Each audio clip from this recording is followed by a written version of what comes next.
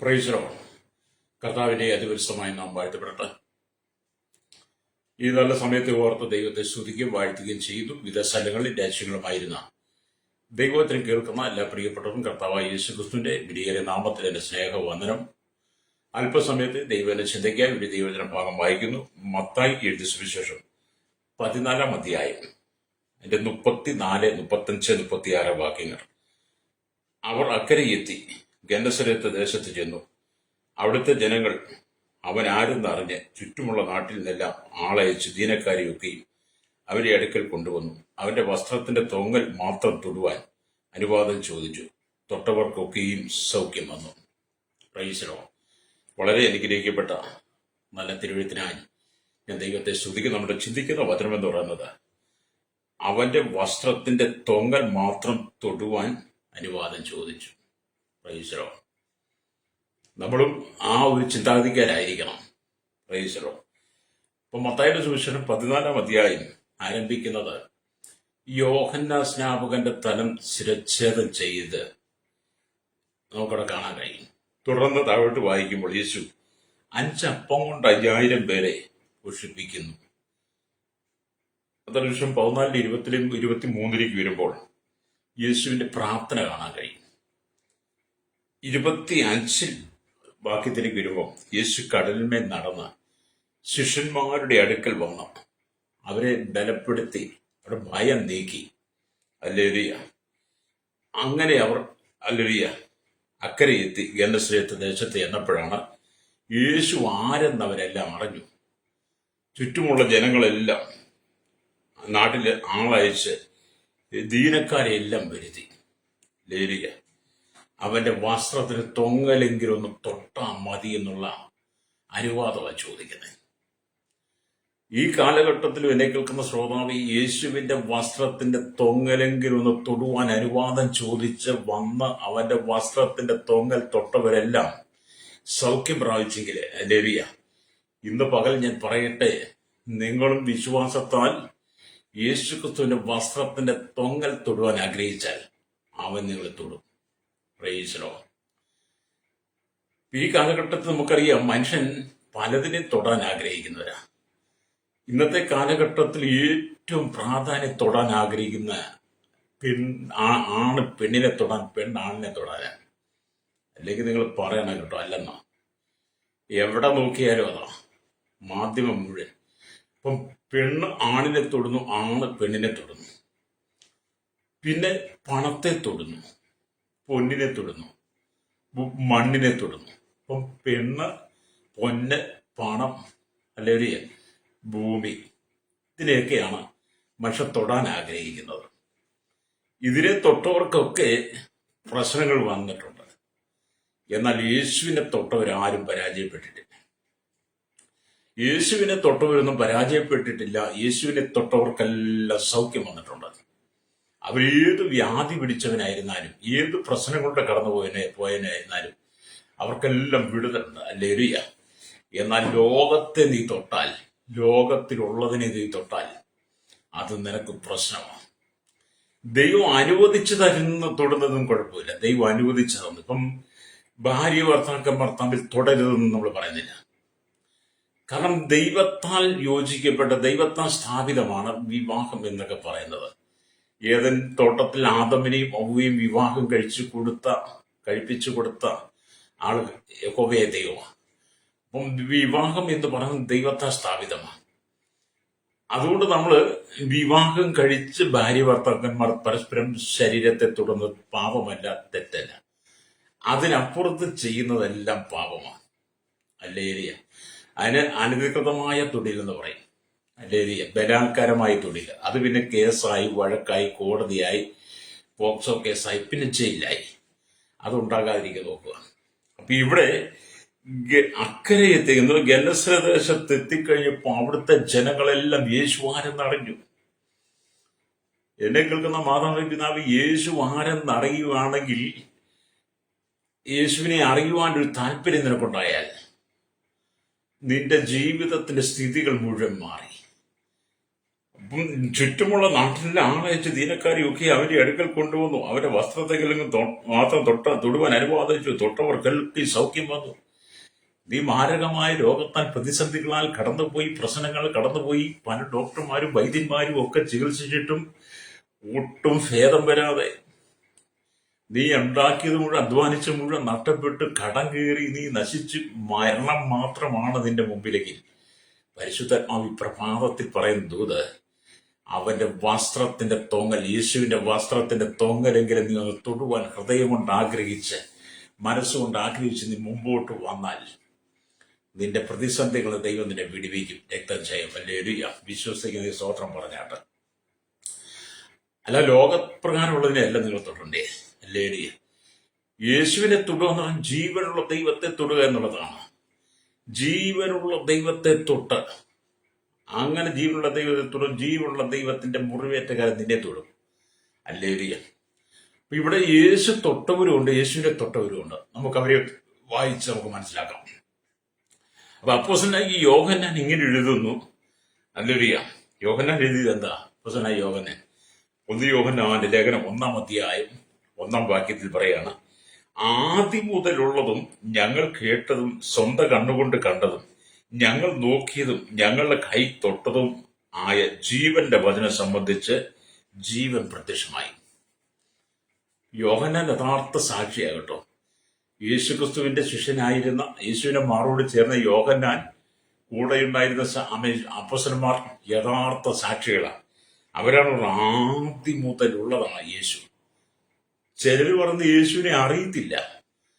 ചിലർ വന്ന് യേശു ഒരു അവതാരമാണ്, പ്രവാചകനാ, യേശുവിന് അങ്ങനെ ഇവിടെ വന്നിട്ടില്ല, മരിച്ചിട്ടില്ല എന്നൊക്കെ ചില പല ബോഷന്മാരും മൂഢന്മാരും ഒക്കെ പറയുമ്പോൾ യേശു ക്രിസ്തുവിനോട് കൂടെ നടന്ന ശിഷ്യൻ പറയുകയാണ്, ആദ്യം മുതലുള്ളതും. ആരാണ് യേശു? ഇവിടെ ആദ്യം മുതലേ ഉള്ളതാണ്. സ്തോത്രം. അല്ലാതെ ഇന്നലെ ഉണ്ടായി വന്നവരും മറിയുടെ ഗർഭത്തിൽ ജനിച്ചു വളർന്നു എന്നെങ്കിലും അവൻ ആദ്യം മുതലേ ഉള്ളവനാ. അതാണ് യോഹന്നാൻ പറഞ്ഞത്, ആദ്യം മുതൽ ഉള്ളതും ഞങ്ങൾ കേട്ടതും. ഹല്ലേലൂയ. സ്വന്തം കണ്ണുകൊണ്ട് കണ്ടതും.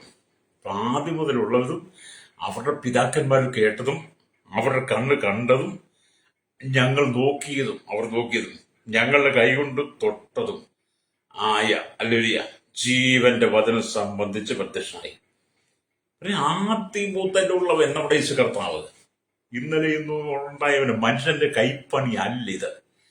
യേശു എന്ന് പറയുന്ന മനുഷ്യന്റെ കൈപ്പണിയല്ല, മനുഷ്യന്റെ സൃഷ്ടിയിൽ വന്നതല്ല, മനുഷ്യന്റെ ചിന്തയ്ക്കനുസരിച്ച് വന്നതല്ല, മനുഷ്യൻ ഉണ്ടാക്കിയല്ല. മൈക്കിൾ ആഞ്ചോ എന്ന് പറയുന്ന വ്യക്തിയുടെ ഭാവനയിൽ വരച്ച ചിത്രവുമല്ല യേശു. ഹല്ലേലൂയ. മൈക്കിൾ ആഞ്ചോ എന്ന് പറയുന്ന വ്യക്തി വരച്ച ഒരു ചിത്രമാണ് യേശുവിന്റെ രൂപം എന്ന് പറയുന്നത് നമ്മൾ പ്രകടമായി കൊണ്ടിരിക്കുന്നത്. പക്ഷെ യേശു ക്രിസ്തുവിന്റെ രൂപം വരയ്ക്കുക എന്നൊക്കെ പറഞ്ഞാൽ വെളിപ്പാട് പുസ്തകത്തിൽ വരയ്ക്കണം. ഹല്ലേലൂയ. വെളിപ്പാട് പുസ്തകത്തിൽ യേശുവിന്റെ രൂപം വരയ്ക്കുവാൻ കഴിയണം. ഹല്ലേലൂയ. എങ്കിൽ മാത്രമേ നമുക്ക് യേശുവിന്റെ രൂപത്തെ കുറിച്ച് നമുക്ക് കാണാൻ കഴിയുള്ളൂ. ഹല്ലേലൂയ. അവിടെ പറയുന്നത് എങ്ങനെയാണ് യേശു ക്രിസ്തുവിന്റെ രൂപത്തെ കുറിച്ച് പറയുമ്പോൾ? ഹല്ലേലൂയ. കർത്തൃ ദിവസത്തിൽ ഞാൻ ആത്മവിശനായി നീ കാണുന്ന ഒരു പുസ്തകത്തിൽ എഴുതുക എന്നൊക്കെ പറഞ്ഞ് ഹല്ലേലൂയ യോഹന്നാനോട് പറയുന്നുണ്ട്. ഹല്ലേലൂയ. ഇപ്പൊ ഇവിടെ എല്ലാവരും സ്തോത്രം, എന്നെ കേൾക്കുന്നപ്പോൾ നമ്മുടെ കർത്താവായ യേശു ക്രിസ്തുവിനെ കുറിച്ച് നമുക്ക് യഥാർത്ഥത്തിലൊരു ബോധ്യം ഉണ്ടാകണം. ഹല്ലേലൂയ. Price the Lord. അപ്പൊ യേശുവിനെ കുറിച്ച് പറയുന്നത് 7 പൊൻനിലവിളക്കുകളുടെയും നിലവിളക്കുകളുടെ നടുവിൽ നിലയങ്കി ധരിച്ച് മാറത്ത് പൊൻകച്ച കിട്ടിയവനായി മനുഷ്യപുത്രനോട് സാദൃശ്യനായവനെ കണ്ടു. അവന്റെ തലയും തലമുടിയും വെളുത്ത പഞ്ഞി പോലെ ഹിമത്തോളം വെള്ളയും കട്ടഞ്ഞ അത്തിയാലയ്ക്ക് ഒത്തതും കാൽ വിലയിലിട്ട് ചുട്ടുപഴിപ്പിച്ചതും വെച്ച വെള്ളോട്ട് സദൃശവും. അവന്റെ ശബ്ദം പെരുവെള്ളത്തിന് ഇരച്ചിൽ പോലെയും ആയിരുന്നു. അവന്റെ വലങ്കയിൽ 7 നക്ഷത്രമുണ്ട്. അവന്റെ വായിൽ നിന്ന് ഏറിയ ഇരുവായത്തിലുള്ള വാൾ പുറപ്പെടുന്നു. അവന്റെ മുഖം സൂര്യൻ ശക്തിയോടെ പ്രകാശിക്കുന്ന പോലെ ആയിരുന്നു. അവരെ കണ്ടിട്ട് ഞാൻ മരിച്ചവനെ പോലെ ആയിരുന്നെന്ന് ഈ യേശുവിന്റെ സ്നേഹിതനായ യോഹന്നാൻ വെളിപ്പാട് പുസ്തകം എഴുതുമ്പോൾ വെളിപ്പാട് പുസ്തകം 1-ാം അധ്യായം 13 തൊട്ട് വാക്യം വിവരിക്കുന്നുണ്ട്. യേശുക്രിസ്തുവിന്റെ യഥാർത്ഥത്തിൽ രൂപം വരയ്ക്കാൻ പറ്റത്തില്ല. കാരണം വെളിപ്പാട് പുസ്തകത്തിൽ വായിച്ചത് നമുക്ക് ഇത് മൈക്കിൾ ആഞ്ചോ വരച്ച അത് യേശു. ഇനി അങ്ങനെ അവിടെ നിൽക്കട്ടെ. പക്ഷെ ഇവിടെ യോഹന്നാൻ പറഞ്ഞ ആദ്യം മുതലുള്ളത് ഞങ്ങൾ കേട്ടതും സ്വന്തം കണ്ണുകൊണ്ട് കണ്ടതും ഞങ്ങൾ നോക്കിയതും ഞങ്ങളുടെ കൈ തൊട്ടതും. അല്ലേ? അപ്പൊ യേശുവിനെ തൊടാൻ ആർക്ക് ഭാഗ്യം കിട്ടി? യോഹന്നാൻ. അത് പറയാൻ വേണ്ടിയിട്ടാണ് ഇത് പറഞ്ഞത്. അപ്പൊ യേശുവിനെ തൊടുവാൻ നിങ്ങൾക്ക് കഴിയണം. അല്ലേ? തൊട്ടവർക്കൊക്കെ ഈ സൗഖ്യം വന്നു. അല്ലേ? ഇന്ന് പകൽ എന്നെ കേൾക്കുന്ന പ്രശ്നത്തിനെതിരെ നിങ്ങളും യേശുവിനെ തൊടാൻ ആഗ്രഹിച്ചാൽ അവൻ നിങ്ങളെ തൊടും. അല്ലേ? ഇവിടെ ദൈവത്തിന്റെ വചനം പറഞ്ഞ അന്ന് ചിലർ അവനെ കൈകളാൽ തൊട്ടു, ചിലർ അവനെ വിശ്വാസത്താൽ തൊട്ടു. അല്ലേ? ചിലര് വിശ്വാസത്തിൽ. ഒരിക്കൽ ഒരു കനാന്യ സ്ത്രീ യേശുവിൽ വന്നു. അവൾക്കൊരു വലിയ പ്രശ്നമുണ്ടായിരുന്നു. അവളുടെ മകൾ പൈശാചിക പോരാട്ടത്തിൽ ദീനവും വളരെ വേദനപ്പെട്ട് അവൾ ഒരു അന്യജാതി സ്ത്രീ ആയതിനാൽ യേശുവിനെ എളുപ്പം തൊടുവാൻ സാധിച്ചില്ല. അല്ലേ? ഇവള് യേശുവിന്റെ അരികിൽ വന്നു. അവൾക്ക് യേശുവിനെ തൊടുവാൻ കഴിഞ്ഞില്ല.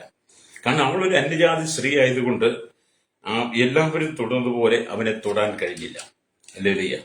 അതിനെക്കുറിച്ച് വിശുദ്ധ വേദപുസ്തകം വായിക്കും. മർക്കോസ് വിശേഷം 7-ാം അധ്യായം എന്റെ 28-ാമത്തെ വാക്യത്തിലേക്ക് വരുമ്പോൾ കാണുന്നുണ്ട്, അവൾ അവനോട്, അതേ കർത്താവേ, ചെറുനായ്ക്കളും മേശയ്ക്ക് കീഴെ കുട്ടികളുടെ അപ്പനുറുക്കുകളെ തിന്നുന്നുവല്ലോ എന്ന് ഉത്തരം പറഞ്ഞു.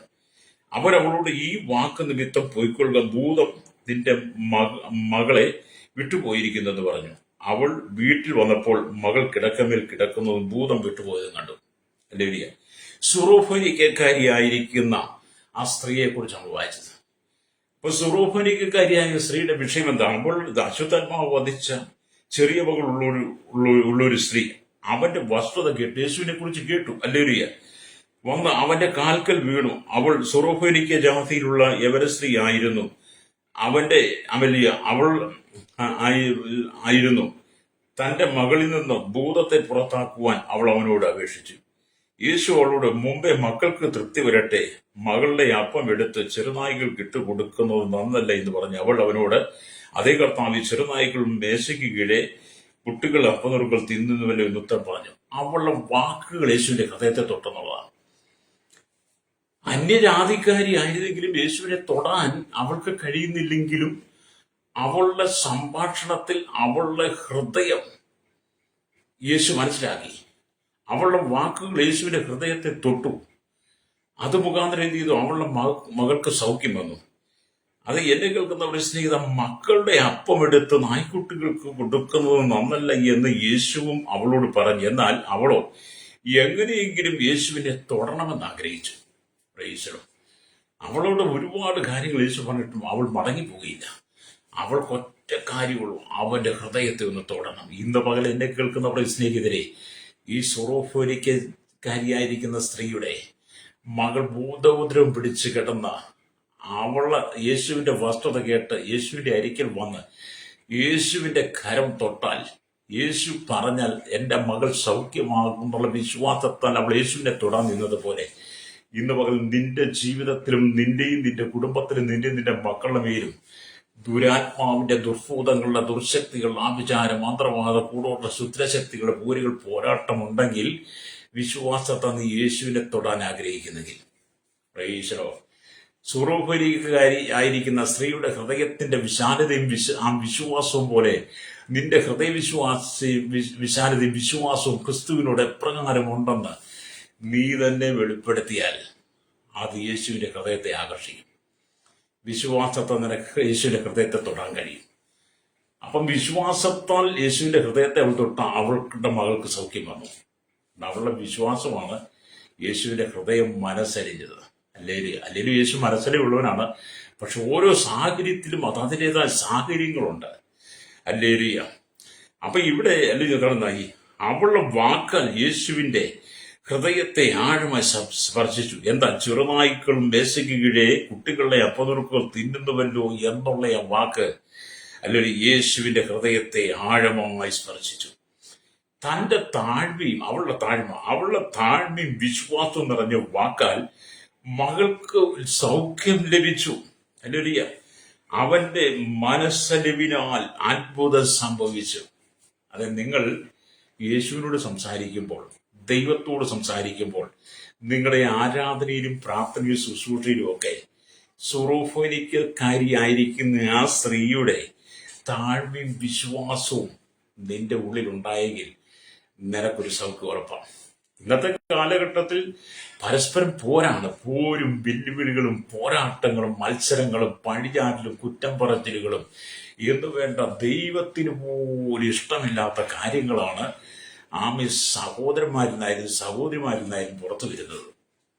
പരസ്പര സ്നേഹമില്ല, സന്തോഷമില്ല, സമാധാനമില്ല. ഞാനാണ് വലുത്, എനിക്ക് എന്നെക്കാൾ വലിയവർ ആരുമില്ലെന്നുള്ള അഹങ്കാര മനോഭാവം എല്ലാവരുടെ ഹൃദയത്തിൽ. ചില ശുശ്രൂഷ ചെയ്യുന്ന സഹോദരന്മാര് കണ്ടില്ലേ, ഞാൻ മാത്രം. ചില സഹോദരിമാർക്ക് ഞാൻ മാത്രം, എനിക്ക് മാത്രമേ ഇത് പറ്റുള്ളൂ, എനിക്ക് ചെയ്യാൻ പറ്റുന്നത്. അവർ യേശുവിനേക്കാൾ വലിയവരായി മാറുക. അല്ലേ? നമ്മൾ താഴ്ന്നതായിരിക്കും. ഇവൾ താഴ്മയുള്ളവളായി, വിനയമുള്ളവളായി, വിശ്വാസമുള്ളവളായി അവൾ യേശുവിന്റെ ഒരു വാക്കിന് വേണ്ടി കാത്തിരിക്കുക. ലേലിയ നമ്മുടെ സ്റ്റേജൊക്കെ ഇളക്കി മറിക്കുന്നത് കണ്ടു കഴിഞ്ഞാൽ, സഹോദരിമാർ ഇളക്കി മറിക്കുന്നത് കണ്ടു കഴിഞ്ഞാൽ ഒന്ന് ഓർത്ത് നോക്കി എവിടെ ചെന്ന് നിൽക്കുക. ഒന്നും നടക്കുന്നില്ലെന്നുള്ള അവർ പ്രാർത്ഥിച്ചിട്ട് ഒരു കാര്യമായിട്ട് നടക്കുന്നില്ല. എവിടെങ്കിലും സഹോദരിമാര് പ്രാർത്ഥിച്ച് രോഗികളെ സൗഖ്യമാക്കിയത്, ഭൂതങ്ങളെ പുറത്താക്കുന്നത് കണ്ടിട്ടുണ്ടോ? ലേലിയ അപൂർവം ചില ആളുകളിൽ നടന്നിട്ടുണ്ട് കേട്ടോ, അപൂർവം ചില ആളുകളിൽ. ഇവിടെ അന്നമ്മ മാമനെ പോലെയുള്ളവരൊക്കെ ശുശ്രൂഷിക്കുന്ന കാലഘട്ടത്തിൽ ശക്തമായി ദൈവസാന്നിധ്യമൊക്കെ ഉണ്ടായിരുന്ന ആദിമസഭയിലൊക്കെ ഉണ്ടായിരുന്നു.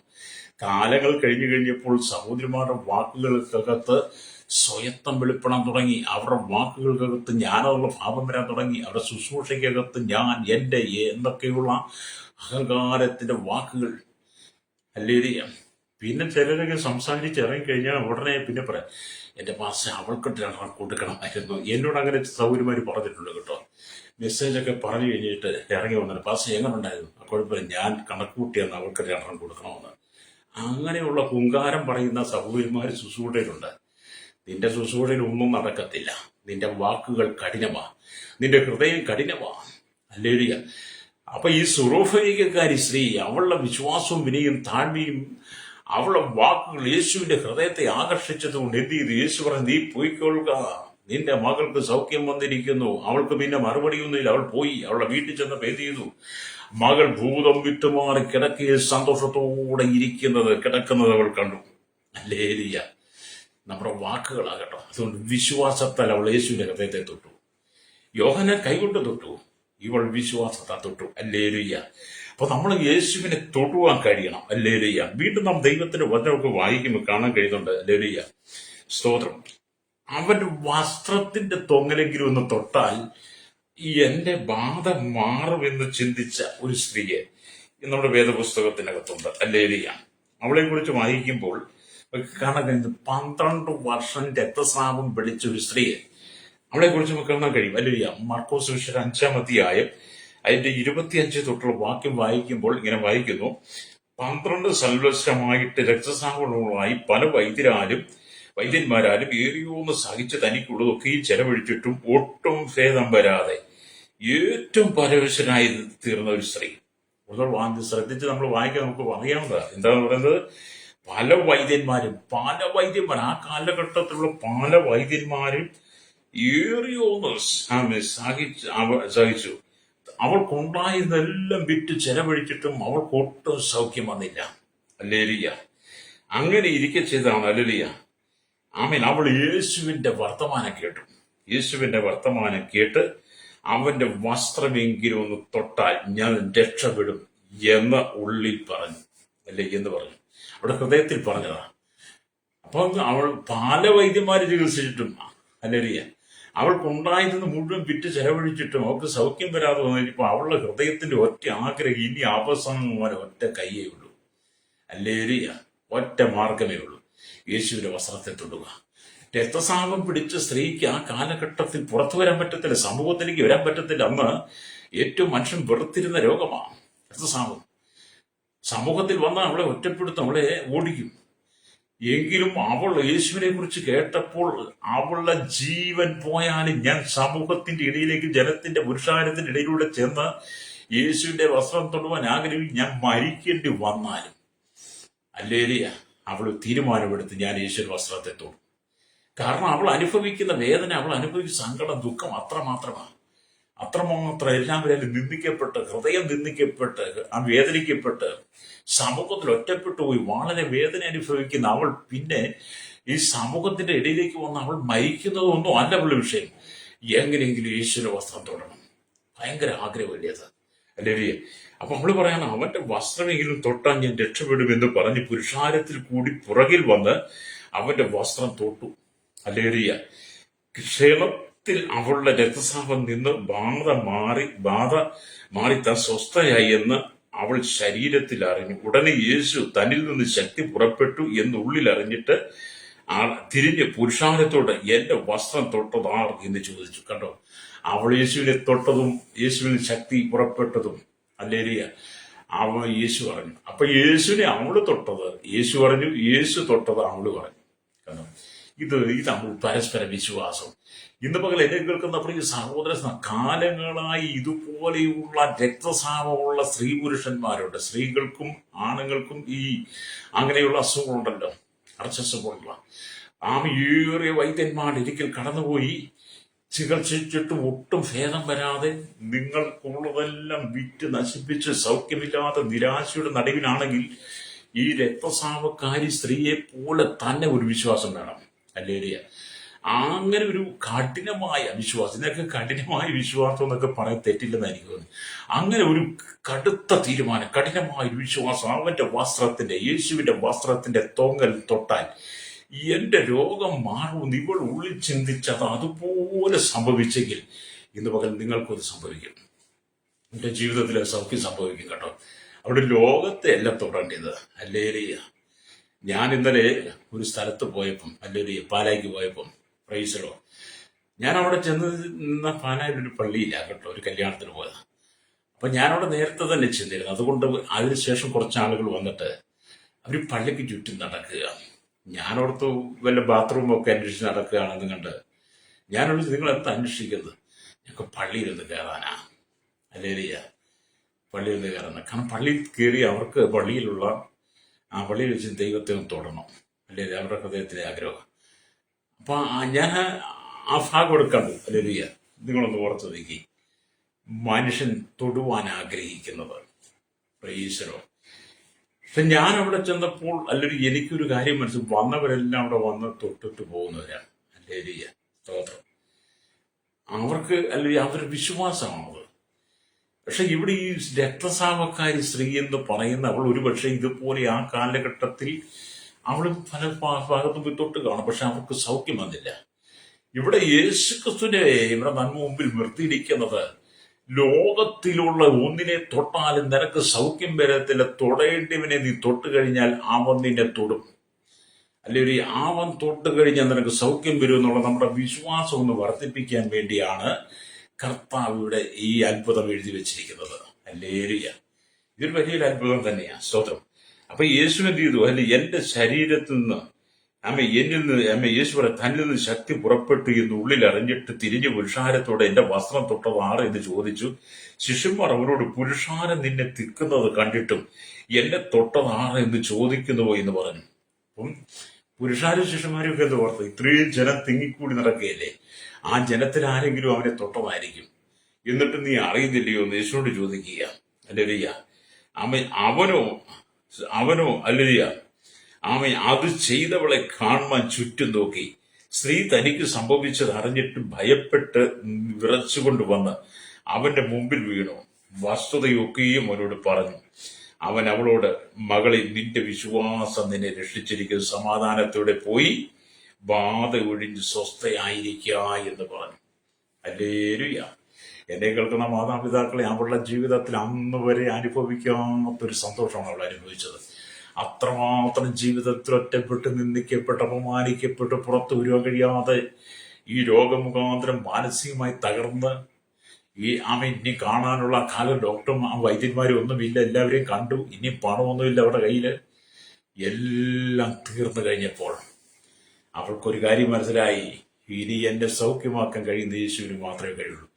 അത് ഇന്ന് പകൽ എന്നെ കേൾക്കുന്ന നമ്മുടെ സ്നേഹിത, വിവിധ രോഗത്താൽ വിവിധ ബന്ധനങ്ങളാൽ പല വൈദ്യന്മാരും ഡോക്ടർമാരും ഒക്കെ ചികിത്സിച്ചിട്ടും, പല നാട്ടു ചികിത്സ ചെയ്തിട്ടും, പല മർമാണികൾ ചെയ്തിട്ടും, അല്ലെങ്കിൽ പലവിധമായ ആളുകൾ പറഞ്ഞ പല മരുന്നുകൾ നീ കുടിച്ചിട്ടും നീ ഭൂമിയിൽ എല്ലാവരും പടവി പല സ്ഥലത്തും കയറി ഇറങ്ങി പലതിനെയും തൊട്ടിട്ടും നിനക്ക് സൗഖ്യം വരാതെ നിരാശയുടെ നടുവിലാണോ? ഹല്ലേലൂയ.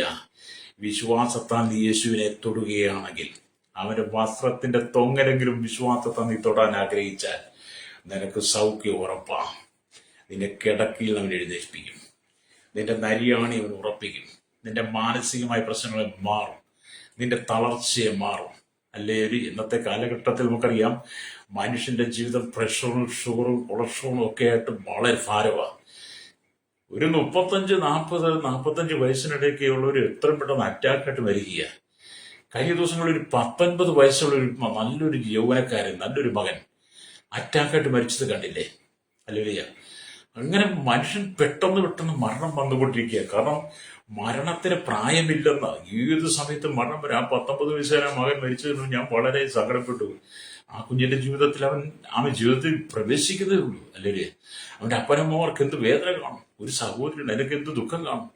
ഏക സഹോദരൻ മരണപ്പെട്ടു, അറ്റാക്കാ. ഓർത്തു നോക്കി, നമ്മുടെയൊക്കെ ജീവിതം എത്രമാത്രം സൂക്ഷിക്കണം. എപ്പോഴാണ് മരണം വരുന്നതല്ലോ നമുക്ക് അറിയാൻ പറ്റുമോ?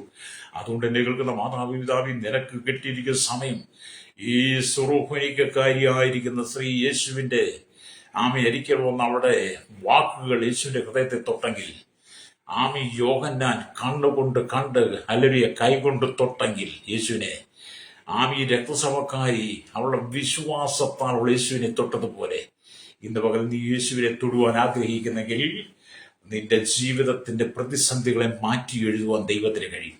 രക്തം ചെയ്യും. അതിന് നിന്റെ വിധിയാണെന്ന് പറഞ്ഞിരിക്കുന്നത്. എല്ലാവരും എന്റെ വിധിയാ.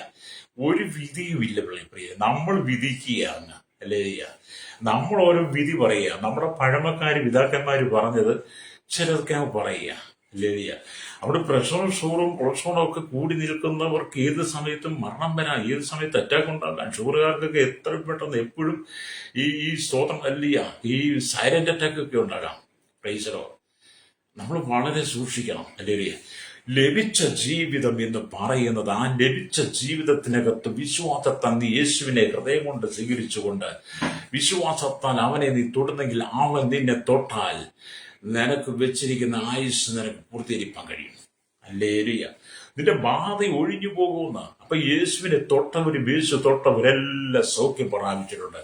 യേശു കുരുടനെ തൊട്ടു, കുഷ്ഠരോഗീസ് തൊട്ടു, പക്ഷപാതക്കാരനെ തൊട്ടു, മുടന്തനെ തൊട്ടു.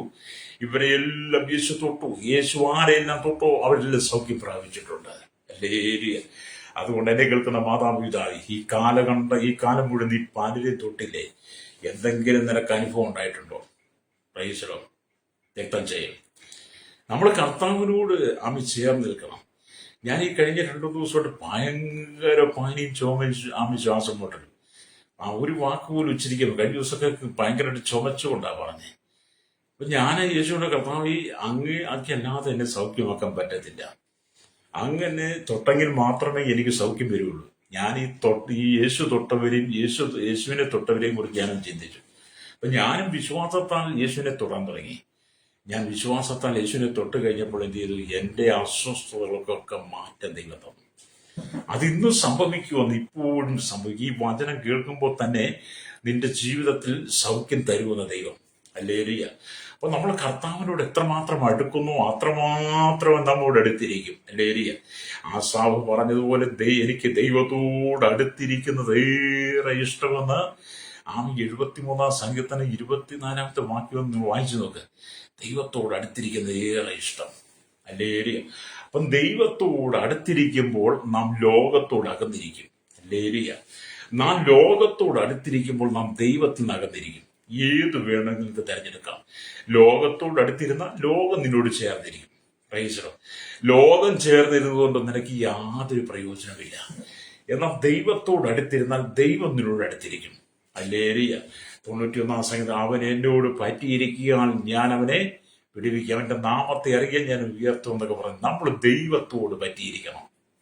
ഈ ലോകത്തിൽ ഞാൻ ആദ്യം പറഞ്ഞവരെ ഇവിടുത്തെ മണ്ണിനോടും പെണ്ണിനോടും പൊന്നിനോടും ഒന്നും നമ്മൾ പറ്റിയിരിക്കരുത്.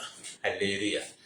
നമുക്ക് പറ്റിയിരിക്കുവാൻ ഏക ആശ്രയം കർത്താവാണ്. നമ്മുടെ ആകെ ആശ്രയം കർത്താവാണ്. അതുകൊണ്ടാണ് സുറുഹോയിക്കാരിയായ സ്ത്രീ, യവനെ സ്ത്രീ ആയിരുന്നിട്ടും പുറംജാതിക്കാരി സ്ത്രീ ആയിരുന്നിട്ടും അവൾ അതൊന്നും വകവെക്കാതെ അവൾ യേശുവിന്റെ അരികിൽ വന്നത്. അവളുടെ മകളുടെ ഭൂതോപദ്രവം മാറണം. അല്ലേ? അവളുടെ മകൾക്ക് സുബോധം ഉണ്ടാകണം. ഇന്ന് ഓട്ടിസം രോഗത്താൽ ഭാരപ്പെട്ട് കഴിയുന്ന ചില മാതാപിതാക്കൾ പറയട്ടെ, മക്കൾ ഓട്ടിസം രോഗത്താൽ ഭാരപ്പെട്ട് നീ പല മാർഗങ്ങളും മനുഷ്യർ പല വഴികളിലും പോയില്ലേ, പലതും നീ ചെയ്തു നോക്കിയില്ലേ? ഇന്ന് നിന്റെ മക്കൾക്ക് രോഗം മാറാതെ വളരെ ഭാരപ്പെടുന്ന ജന്മന വൈകല്യമുള്ള ചില കുഞ്ഞുങ്ങൾ, അല്ലേലൂയ്യ, ആമൻ, ജനിച്ച് ചില നാളുകൾ കഴിഞ്ഞ് കണ്ണിന്റെ കാഴ്ച നഷ്ടപ്പെട്ടു പോയി, കേൾവി നഷ്ടപ്പെട്ട് അല്ലേ പോയവർ. പ്രൈസലോ. അങ്ങനെ വിവിധമായ രോഗത്താൽ ഭാരപ്പെട്ട് മനം കലങ്ങി കണ്ണുനീരോടെ ഭവനത്തിലിരിക്കുന്ന ചില മാതാപിതാക്കളോട്, ചില സഹോദരങ്ങളോട് ഈ വചനം കേൾക്കുന്ന ചിലരുടെ ദൈവാത്മാവ് പറയുന്നത്, നീ വിശ്വാസത്താൽ യേശുവിനൊന്ന് തൊടാൻ ആഗ്രഹിച്ചാൽ, അതിനുവേണ്ടി നീ ശ്രമിച്ചാൽ, അതിനുള്ള വഴി എന്താണുള്ള മാർഗം എന്താണെന്ന് നിനക്കറിയില്ലെങ്കിൽ അറിയുന്നവരോട് നീ ചോദിച്ചാൽ അവർ നിനക്കത് പറഞ്ഞു തന്ന് നിന്റെ വിശ്വാസം നിന്റെ ഉള്ളിൽ നിന്ന് വിശാലമായി മാറിയാൽ, യേശുവിൽ എനിക്കൊരു വിടുതലുണ്ട്, യേശുവിൽ കൂടെ എനിക്ക് സൗഖ്യമുണ്ടെന്ന് നീ ചിന്തിച്ചുകൊണ്ട് അവനെ ഒന്ന് തൊടാൻ ശ്രമിച്ചാൽ, അല്ലേലൂയ, കാലങ്ങളായിട്ട് നീ കണ്ണുനീരൊഴുക്കുന്ന വിഷയത്തിന് ദൈവം മറുപടി തരും. സ്തോത്രം. ദൈവത്തിന്റെ ആത്മാവ് ചിലരുടെ സൗഖ്യത്തിന്റെ കരം വെളിപ്പെടുത്താൻ ആഗ്രഹിക്കുന്നു. രക്തം ചെയ്യും. അത് വിശ്വാസത്തെ നീ പ്രാപിക്കാൻ തയ്യാറാകുന്നെങ്കിൽ ഇന്ന് പകൽ യേശുവിനോട് ഏൽപ്പിച്ചു കൊടുക്കുക. പ്രഭാതത്തിൽ യേശുവിനോട് പറ, കർത്താവേ, ഇനി സൗഖ്യമാക്കാൻ അങ്ങ് മാത്രമേ ഉള്ളൂ. അല്ലേലൂയ. രാവിലെ എഴുന്നേറ്റ് എത്രയും പെട്ടെന്ന് മെഡിക്കൽ കോളേജിൽ പോയി ക്യൂവിൽ നിൽക്കാൻ ആഗ്രഹിക്കുന്ന ഈ പ്രഭാതത്തിലുണ്ട്. രാവിലെ എഴുന്നേറ്റ് മെഡിക്കൽ കോളേജില്, ജില്ലാശുപത്രിയില്, അതുപോലെ തന്നെ മറ്റുള്ള ഹോസ്പിറ്റലിലൊക്കെ കടന്നുപോയി നേരത്തെ പോയി വരിയിൽ ഒന്നാം സ്ഥാനം നിൽക്കാൻ ആഗ്രഹിക്കുന്നില്ല. നേരത്തെ ചീട്ടെടുത്ത് യേശുവിനെ കാണാൻ. അല്ലേലൂയ. യേശുവിനെ കാണാനോ ഡോക്ടറെ കാണാൻ? അല്ലേലൂയ. അപ്പൊ നേരത്തെ ചീട്ടെടുത്ത് പോയി നിൽക്കുന്ന യേശുവിനെ കാണാനൊന്നും അല്ല, ഡോക്ടറെ കാണാൻ വേണ്ടിയിട്ടാ. ഈ രക്തസ്രാവക്കാരി സ്ത്രീയും രാവിലെ പോയി ഒരുപക്ഷെ ചീട്ടെടുത്ത് നിന്ന് കാണും അന്നത്തെ കാലഘട്ടം. എന്റെ അഭിപ്രായം കേട്ടോ, ഈ വൈദ്യനെ കാണാൻ. അല്ലേ എന്ന് പറഞ്ഞ ഇന്നത്തെ കാലഘട്ടത്തിലും പലരും രാവിലെ എഴുന്നേറ്റ് പോവുക. ഈ അടുത്ത് ഒക്കെ നമ്മുടെ ഹോസ്പിറ്റലിൽ ചെന്ന് കഴിഞ്ഞാൽ 7 മണിക്ക് മുമ്പേ മുഴുവൻ സീറ്റ് ഫുള്ളാണ്. ഹോസ്പിറ്റലിൽ സീറ്റുകളൊക്കെ ഉണ്ടല്ലോ, എല്ലാം ഫുള്ളാണ്. അല്ലേ? ഞാൻ ഈ കഴിഞ്ഞൊരു ദിവസം ഹോസ്പിറ്റലിൽ പോയി ഡോക്ടറെ കാണാൻ 8 മണിക്ക് ചെന്ന് കഴിഞ്ഞപ്പോഴത്തേനും പറഞ്ഞു, ഈ ടിക്കറ്റിന്റെ സമയം കഴിഞ്ഞു പോയെന്ന്. ഡോക്ടർക്ക് ഇത്ര പേരെ കാണാൻ പറ്റുന്നത് കഴിഞ്ഞു പോയെന്ന്. 8 മണിക്ക് രാവിലെ ചെന്ന് എല്ലാവരും ആരെ കാണാനില്ല, ഡോക്ടറെ കാണാൻ. ഞാനന്നൊരു തീരുമാനം എടുത്ത്, രാവിലെ നീ എഴുന്നേറ്റ് ഡോക്ടറെ കാണാൻ പോകുന്നില്ല, രാവിലെ എഴുന്നേറ്റ് യേശുവിനെ കാണാൻ പോവുക. ശരിയ. അപ്പൊ രാവിലെ എഴുന്നേറ്റിട്ട് ഞാൻ 3 മണിക്ക് എഴുന്നേറ്റിട്ട് കർത്താവ് പറഞ്ഞാൽ, കർത്താവി, എഴുന്നേറ്റ് രാവിലെ കാര്യങ്ങളെല്ലാം കഴിഞ്ഞ് ഹോസ്പിറ്റലിൽ ചെല്ലുമ്പോഴത്തേനും ഡോക്ടറെ കാണാൻ പറ്റത്തില്ല. പിന്നെ കാണാൻ ഏകമാർക്ക് അങ്ങ് മാത്രമേ ഉള്ളൂ. അതുകൊണ്ട് ഈ പ്രഭാതത്തിൽ ഞാൻ അങ്ങേ കാണുന്നു. അല്ലേ? അപ്പൊ നമ്മൾ പ്രഭാതത്തിൽ എഴുന്നേറ്റ് യേശുവിനെ കണ്ടാൽ സൗഖ്യം. പക്ഷെ ഈ പ്രഭാതത്തിൽ എഴുന്നേറ്റും ഏറ്റവും നേരത്തെ ക്യൂവിൽ ഒന്നാമത് പോയി ക്യൂവിൽ നിന്ന് ആമീൻ ടിക്കറ്റ് എടുത്ത് ഡോക്ടറെ കണ്ടിട്ട് സൗഖ്യം പ്രാപിച്ചില്ല. അല്ലേലിയ. ഡോക്ടർ നീ ഓരോരുത്തർ ബ്ലഡ് പരിശോധിച്ചിട്ട് പോവാ, യൂറിൻ പരിശോധിച്ചിട്ട് പോവാ, കഫം പരിശോധിച്ചിട്ട് പോവാ, എന്ന് പറഞ്ഞ് ECG നോക്കണം, എന്ന് വേണ്ട എന്തെല്ലാം സ്കാനിങ് ചെയ്യണം, MRI സ്കാൻ എടുക്കണം, എല്ലാം നോക്കിയിട്ട് വാ എന്നാ പറയുന്നത്. അല്ലേലിയ. എന്ന സുറോഫോയിനിക്കാരിയായിരിക്കുന്ന സ്ത്രീ അവളുടെ മകളുടെ സൗഖ്യത്തിന് വന്നപ്പോൾ യേശു ഒരു MRI സ്കാനും എടുക്കാൻ പറഞ്ഞില്ല. യേശുള്ള നീ പോയി MRI സ്കാൻ എടുക്കുക, നീ പോയി സ്കാൻ ചെയ്ത് നോക്ക്, നിന്റെ മകളെ ബ്ലഡ് പരിശോധിച്ച് നോക്ക്, യൂറിൻ നോക്ക്, ഇതൊന്നും അവളോട് പറഞ്ഞില്ല. യേശുള്ള മകളെ, നിന്റെ വിശ്വാസം പൊയ്ക്കൊള്ളുക, ഒറ്റ വാക്ക്. ആ ഒറ്റ വാക്കിനകത്ത് പൊയ്ക്കൊള്ളുക എന്ന് പറഞ്ഞ ഒറ്റ വാക്കിനകത്ത് എല്ലാ ശുശ്രൂഷകളുണ്ട്. MRI, എല്ലാ സ്കാനിങ്ങും, ബ്ലഡ് പരിശോധനയും, യൂറിൻ പരിശോധനയും, കഫം ടെസ്റ്റും എല്ലാം അതിനകത്തുണ്ട്. അവൾ ആ വാക്ക് ഏറ്റെടുത്തങ്ങ് പോയെന്ന്. സൗഖ്യമല്ലേ സംഭവിച്ചത്? ഇതേപോലെ യേശുവിന്റെ സൗഖ്യം കേട്ടോ. നാളുകളായി നീ പല സ്ഥലത്തും ചികിത്സ തേടി നിന്റെ പണം മുഴുവൻ അപഹരിച്ചില്ലേ? നീ അധ്വാനിച്ചത് മുഴുവൻ ഹോസ്പിറ്റലുകാർ കൊണ്ട് കൊടുത്തില്ലെന്റെ ആധാരം കൊണ്ട് പണയം വെച്ചില്ലേ, വീട് കൊണ്ട് പണയം വെച്ചില്ലേ, നീ ലോൺ എടുത്ത് നീ ചികിത്സിച്ചില്ലേ, നിന്റെ കഴുത്തിലും കാതിലും ഒക്കെ ഉണ്ടായിരുന്ന സ്വർണ്ണാഭരണങ്ങളെല്ലാം കൊണ്ട് പണയം വെച്ചില്ലേ? അല്ലേലിയ. ബ്ലേഡിൽ നിന്നൊക്കെ നീ പൈസ എടുത്തില്ലേ, സ്വന്തക്കാരോടും ബന്ധക്കാരോടും എല്ലാം നീ പണം വാങ്ങി ചികിത്സിച്ചിട്ടും നിനക്കൊട്ടും ഭേദം വരാതെ ഇന്ന് നീ നിരാശയിലാണെങ്കിൽ ഹല്ലേലൂയ, യേശുവിലേക്ക് വാങ്ങി, കർത്താവ് നിനക്ക് സൗഖ്യം തരും. പ്രൈസ്. നിങ്ങൾ ഇനി എന്ത് പറഞ്ഞാലും ഞാനൊക്കെ സൗഖ്യം അനുഭവിച്ചിട്ടുള്ളതാണ്. ഹല്ലേലൂയ. അപ്പൊ യേശു ക്രിസ്തുവിന് ചെയ്യുവാൻ കഴിയാത്തതൊന്നുമില്ല. അതുകൊണ്ടാണ് യിരെമ്യാ പ്രവാചകന്റെ പുസ്തകം 32:27 വാക്യം പറയുന്നത്, ഞാൻ സകല ജഡത്തിന്റെയും ദൈവമായ യഹോവയാകുന്ന എനിക്ക് കഴിയാത്ത വല്ല കാര്യമുണ്ടോ? അപ്പൊ സകല ജഡത്തിന്റെ ദൈവമായ കർത്താവ്, സകല ജഡത്തിന്റെ ദൈവമായ യേശു ക്രിസ്തുവിന് കഴിയാത്ത ഒരു കാര്യമില്ല. ഹല്ലേലൂയ. അപ്പൊ ഇവിടെ ഹല്ലേലൂയ സ്തോത്രം. അതുപോലെ ഹല്ലേലൂയ നമ്മൾ മത്തായിയുടെ സുവിശേഷത്തിലേക്ക് വരുമ്പോൾ വീണ്ടും കാണാൻ കഴിയുന്നു. മത്തായിയുടെ സുവിശേഷം 8-ാം അധ്യായത്തിലേക്ക് വരുമ്പോൾ ഹല്ലേലൂയ 8-ാം അധ്യായം വായിക്കുമ്പോൾ 8-ാം അധ്യായത്തിന്റെ 8-ാമത്തെ വാക്യം ഇവിടെ കാണുന്നുണ്ട്. അതിന് ശതാധിപൻ, കർത്താവേ, നീ എന്റെ പുരയ്ക്കകത്ത് വരുവാൻ ഞാൻ യോഗ്യനല്ല. ഒരു വാക്കു മാത്രം കൽപ്പിച്ചാൽ എന്റെ ബാലിക്ക് അതിന് സൗഖ്യം വരും. ഞാനും അധികാരമുള്ള മനുഷ്യനാകുന്നു. എന്റെ കീഴിൽ പടയാളികളുണ്ട്. ഞാൻ ഒരുവനോട് പോക എന്ന് പറഞ്ഞാൽ പോകുന്നു, മറ്റൊരുത്തിനോട് വരിക എന്ന് പറഞ്ഞാൽ വരുന്നു. എന്റെ ദാസനോട് ഇത് ചെയ്യുക എന്ന് പറഞ്ഞാൽ അവൻ ഇത് ചെയ്യുന്നു എന്ന് ഉത്തരം പറഞ്ഞു. അത് കേട്ടിട്ട് യേശു അതിശയിച്ചു. പിൻചെല്ലുന്നവരോട് പറഞ്ഞത്, ഇസ്രായേലിൽ കൂടെ ഇത്ര വിശ്വാസം കണ്ടിട്ടില്ല എന്ന് ഞാൻ സത്യമായിട്ട് നിങ്ങളോട് പറയുന്നു. ഹല്ലേലൂയ. അപ്പൊ അവന്റെ വിശ്വാസം, ശതാധിപന്റെ വിശ്വാസം, ഹല്ലേലൂയ. ഈ ശതാധിപന്റെ വിശ്വാസം എന്താ? അവന്റെ ബാലിക്കാരൻ ഹല്ലേലൂയ രോഗമായി കിടക്കുക. അവൻ പറയുക, നീ എന്റെ പുരയ്ക്കകത്ത്, യേശു ശതാധിപന്റെ പുരയ്ക്കകത്ത് വരെ യോഗ്യനല്ല. നീ ഒരു വാക്ക് കൽപ്പിച്ചാ മതി, എന്റെ ബാലിക്കാരൻ സൗഖ്യമാകും.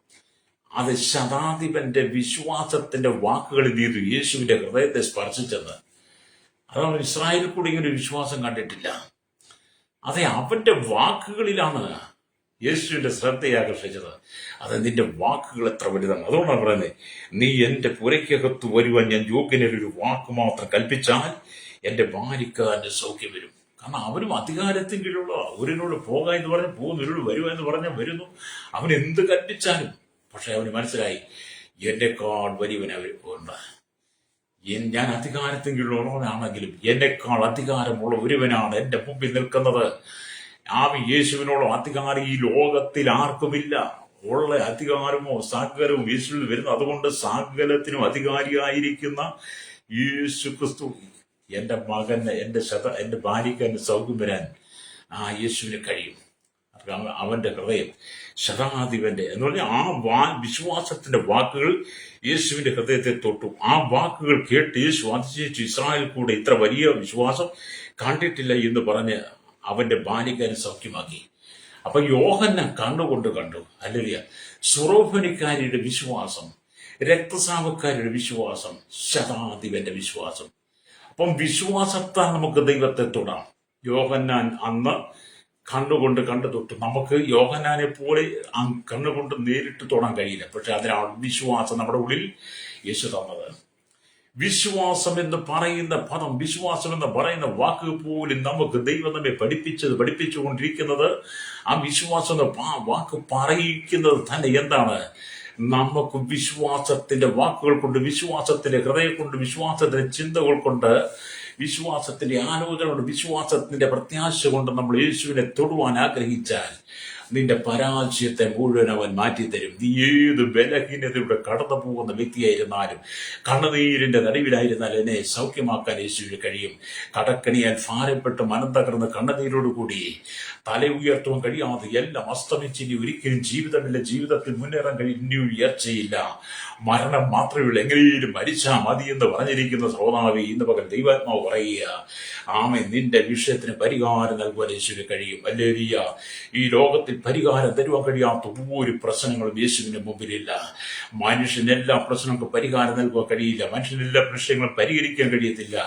മനുഷ്യനെല്ലാം പരിമിതികളുണ്ട്. ഹല്ലേലൂയ. എന്നാൽ പരിമിതികളില്ലാതെ പ്രവർത്തിക്കുന്ന സകലത്തിന്റെ ഉടയവനായിരിക്കുന്ന ആമീൻ. രാജാതി രാജാവും കർത്താതി കർത്താവും തന്മാത്ര അമർത്തിയുള്ളവനും അടുത്തുകൂടാത്ത വെളിച്ചത്തിൽ വസിക്കുന്നവനും ആരും കാണാത്തവനും കാണാൻ കഴിയാത്തവനുമായിരിക്കുന്ന ആൽഫി ഒമേഗയുമായിരിക്കുന്ന സർവശക്തനും സർവ്വവ്യാപിയും സകല രോഗത്തിനും സൗഖ്യദായകനുമായിരിക്കുന്ന നിന്റെ രക്ഷകൻ വീണ്ടെടുപ്പുകാരനായിരിക്കുന്ന അല്ലെങ്കിൽ യേശുവിനെ നീ ഹൃദയം കൊണ്ട് തൊടുവാൻ ആഗ്രഹിച്ചാൽ എന്നെ കേൾക്കുന്ന മാതാവേ പിതാവേ, ഇന്ന് പകൽ നീ രോഗവിമുക്തനായ രോഗത്തിന് സൗഖ്യമുള്ളവളായി മാറും. പ്രൈസലോ. നിന്റെ എല്ലാ പ്രശ്നങ്ങളും, രോഗമാകട്ടെ, കടമാകട്ടെ, പ്രശ്നമാകട്ടെ, ശാപമാകട്ടെ, ബന്ധനമാകട്ടെ, എല്ലാം മാറിപ്പോകും. നിന്നെ തകർക്കുവാൻ ഈ ലോകത്തിൽ ആർക്കും കഴിയില്ല. അപ്പൊ ശതാധിപൻ എന്ത് ചെയ്തു? അല്ലെങ്കിൽ യേശുവിനെ അല്ലെങ്കിൽ തൊട്ടു. അപ്പോൾ ഇവിടെ ഒരു ദിവസം ജന്മന അന്ധനായ ഒരുവൻ യേശുവിനെ കണ്ടു. അല്ലെങ്കിൽ സ്തോത്രം, കൈകളാലല്ല, അവന്റെ ശബ്ദത്താലും തീവ്ര പരിശ്രമത്താലും അല്ലെങ്കിൽ അവൻ കണ്ടു. ജന്മന മുടന്തനായിരുന്ന വ്യർത്ഥമായി അവന്റെ കണ്ണുകൊണ്ടല്ല യേശുവിനെ കണ്ടത്. അവൻ കൈ തൊട്ടിട്ടല്ല യേശുവിനെ കണ്ടത്. പിന്നെ എങ്ങനെയാണ്? അല്ലിയ അവന്റെ യേശുവിന്റെ ശബ്ദത്താലും തീവ്ര അവന്റെ പരിശ്രമത്താലും അവൻ വെച്ച് ദാവീദ് പുത്ര എന്നോട് മനസ്സറിയണമേ എന്ന് വീണ്ടും വീണ്ടും യാചിച്ചു. അവന്റെ വാക്കുകൾ യേശുവിന്റെ ഹൃദയത്തെ സ്പർശിച്ചു. അവൻ കാഴ്ച പ്രാപിച്ചു. അവൻ ചോദിച്ചു, ഞാൻ നിനക്ക് എന്ത് ചെയ്യണം? അപ്പോൾ പറഞ്ഞു, എനിക്ക് കാഴ്ച പ്രാപിക്കണം. അതെ, അവന്റെ ആ നിശ്ചയദാർഢ്യത്തോടുള്ള നിലവിളി അത് യേശുവിന്റെ ഹൃദയത്തെ തൊട്ടു. ദാവീദ് പുത്ര എന്നോട് കരുണ തോന്നണമേ. ശിഷ്യന്മാർ അവനെ ശാസിച്ചു. അവൻ വീണ്ടും നിലവിളിക്കുക, എന്നോട് കരുണ തോന്നണമേ. യേശു നിന്നു, അവനെ കൊണ്ടുപോവാ. അവൻ വന്നു, ഞാൻ നിനക്ക് എന്ത് ചെയ്തു തരണം? എനിക്ക് സൗഖ്യം കണ്ണിന് കാഴ്ച പ്രാപിക്കണം. കണ്ടോ, അവന്റെ നിലവിളിയുടെ നടുവില് അവിടെ കർത്താവിന്റെ അല്ലെങ്കിൽ സൗഖ്യം കണ്ടോ. അപ്പൊ ഒരിക്കലും ഒരു ദരിദ്രയായ വിധവയും കർത്താവിന്റെ ഹൃദയത്തെ തൊട്ടു. തനിക്കുണ്ടായിരുന്ന സകലവും കർത്താവിന് വേണ്ടി ഹൃദയപൂർവ്വം സാമ്യം നൽകിക്കൊണ്ട് കർത്താവിന്റെ ഹൃദയത്തെ അവൾ സ്പർശിക്കുക ചെയ്തത്. മർക്കോസ് സുവിശേഷം 12-ാം അധ്യായത്തിലേക്ക് വരുമ്പോൾ നമുക്ക് കാണാൻ കഴിയും. വല്ലുരിയ മർക്കോസ് സുവിശേഷം 12-ാം അധ്യായത്തിലേക്ക് വരുമ്പോൾ അത് അവിടെ എഴുതിയിട്ടുണ്ട്. 12-ാം അധ്യായം വല്ലുരിയ 43-ാമത്തെ വാക്യവ അവിടെ ഇങ്ങനെ എഴുതിയിരിക്കുന്നു. വല്ലുരിയ ആമീൻ ആമീൻ സ്തോത്രം. അപ്പോൾ അവൻ ശിഷ്യന്മാരെ നോക്കി, അല്ലെങ്കിൽ ശിഷ്യന്മാരെ വിളിച്ചു, ഭണ്ഡാരത്തിലിട്ട് എല്ലാവരെക്കാൾ ഈ ദരിദ്രയായ വിധവ അധികം ഇട്ടിരിക്കുന്നു എന്ന് ഞാൻ സത്യമായിട്ട് നമ്മൾ പറയും. അപ്പൊ ഈ വിധവ തനിക്കുള്ളതെല്ലാം ഭണ്ഡാരത്തിലിട്ടു. അല്ലേരിയ അവൾ യേശുവിനെ ചെയ്തത്. അല്ലേരിയ ആ 2 കാശ് ഇടുന്നത് കർത്താവ് കണ്ടെന്നുള്ളതാണ്. അവളുടെ ഒരു ദിവസത്തെ അധ്വാനത്തിൽ മുഴുവൻ എടുത്ത് അവൾ ഭണ്ഡാരത്തിലിടുന്നത് യേശുവിന്റെ ഹൃദയത്തെ തൊട്ടു. അല്ലേരിയ അപ്പൊ അവൾ സ്തോത്രം, അതാണ് അവിടെ പറയുന്നത്. സ്തോത്രം, വലിയ സ്തോത്രം.